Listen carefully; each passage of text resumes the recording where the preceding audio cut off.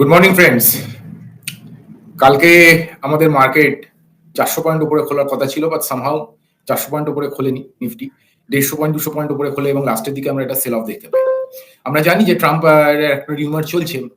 The meeting is going on actually to negotiate the tariff, new tariff plan, and there might have a 35% slash in tariff on India is on card, and এবং আমরা এটা বুঝতে পারছি যে নভেম্বরে এই meeting এর outcome বেরোতে পারে বা আজকালের মধ্যে কোনো একটা আউটকাম বেরোতে পারে।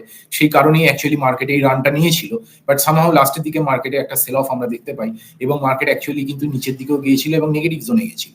যদিও সে উপরের দিকে এসে ক্লোজিং দেয়, বাট স্টিল আমরা মনে করছি আজকে যদি মার্কেট উপরের দিকে গ্যাপ আপ ওপেনিং হয় 70-80 পয়েন্ট, যাই ওপেনিং হোক না কেন, আমরা কিন্তু একটা আবার সেল অফ দেখতে পারি।